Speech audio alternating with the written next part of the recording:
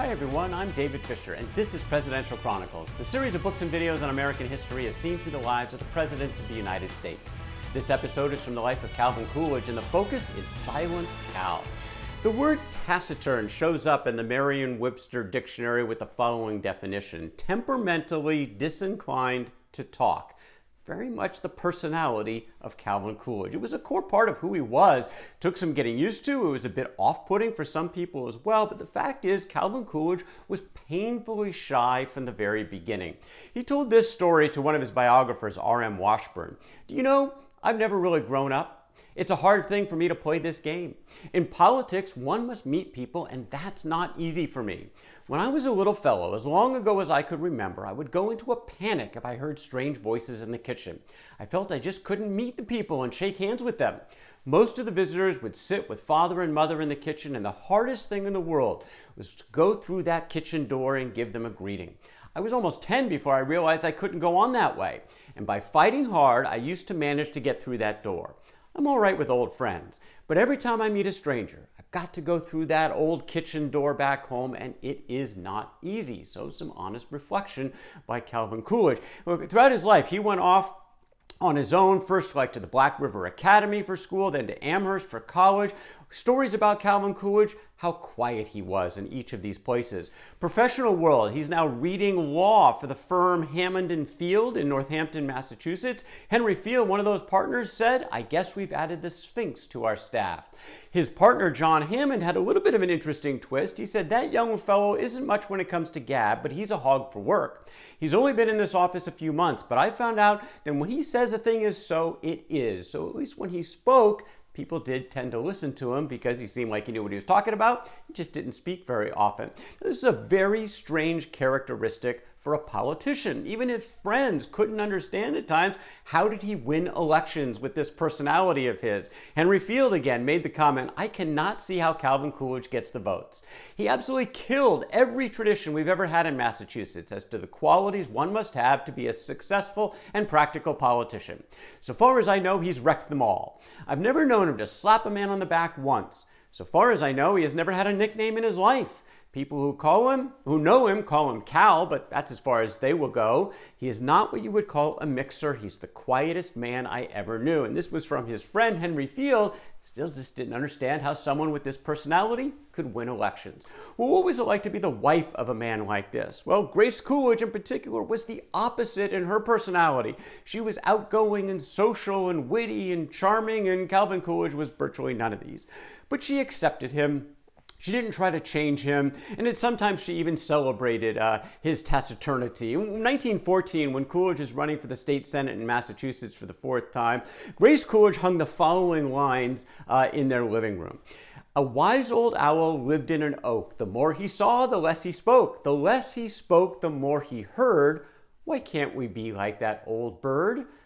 That was Calvin Coolidge. Well, he won that election, and he became the Senate president again. His inaugural remarks on that time, a brief 44 words. This is what he told his colleagues. "Honorable senators, my sincerest thanks I offer you.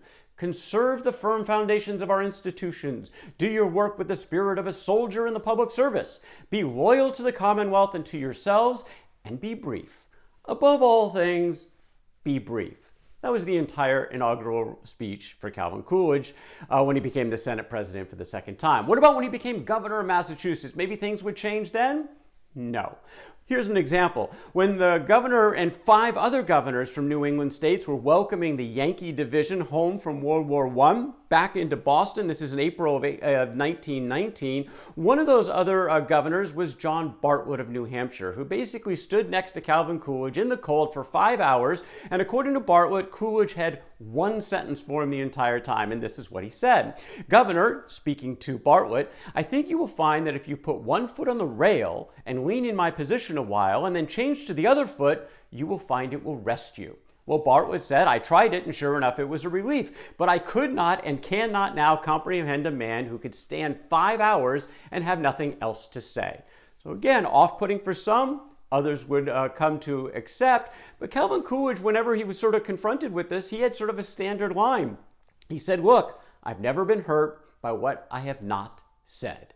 Calvin Coolidge. Well, there's many anecdotes about Calvin Coolidge. We cover them, some of them in the books in Presidential Chronicles, but here's just one from the biographer Claude Feuss, who published his biography of Coolidge in 1940. He said he once rode with John Cole from Andover to Northampton, this is when he was governor, a distance of more than 100 miles in the governor's car. Mr. Cole was acquainted with Coolidge's moods, and he sat looking out the window at the scenery until the governor, just as they turned to enter Massasoit Street, which is where Coolidge's house was, he said in all sincerity, "Pleasant ride, wasn't it?"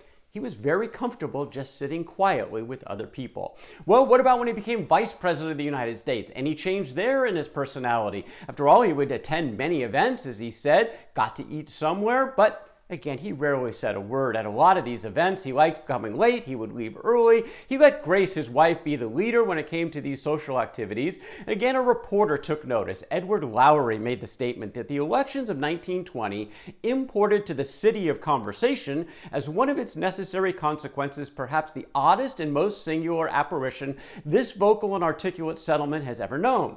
A politician who does not, who will not, who seemingly cannot talk. A well of silence, a center of stillness, according to Edward Lowery. Well, at one of these dinners, one woman, she was convinced she could break through and get Coolidge to talk. In fact, she made a bet with a friend that over the course of the evening, she could get Coolidge to open up with more than 2 words. Coolidge's response to this? "You lose." Now, what about being president? By now, many have gotten used to Coolidge's personality. Again, some still thought it was off-putting, just sitting there sometimes with the President of the United States, not speaking. But most would come to sort of respect, or to accept and even respect Coolidge just for his personality. What about Coolidge, though? He talked a little bit about this once with one of his friends, John Derieux. He said, "I don't know why people say I'm silent unless it's because I have no dinner talk.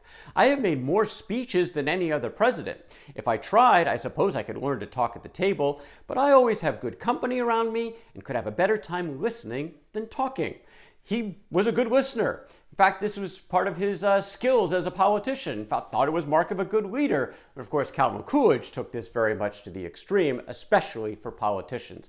Now, there were some topics, and with some people, that Coolidge would open up. You want to talk about Vermont? He'd get going. Talk about Amherst. That would be something he'd talk about. Love to talk about the outdoors with Agent Edmund Starling, the head of his Secret Service detail. And even when it came to actual policy matters like the budget and tax policy, in those settings, he would actually become even loquacious at times, really trying to push his agenda forward.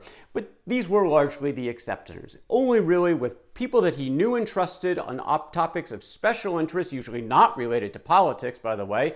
Those were topics he'd open up about, but mostly he was Silent Cal. He'd let others do the talking. He was a shy, reserved man from Vermont. He was taciturn. He was temperamentally disinclined to talk. That was his personality. Unprecedented for a career politician, especially one who made it all the way to the President of the United States, but that was Calvin Coolidge. And that's Calvin Coolidge and Silent Cal from the life of Calvin Coolidge. For more Presidential Chronicles, check out my books on Amazon.com, and don't forget to subscribe to my YouTube channel. Until next time, I'm David Fisher, and this is Presidential Chronicles.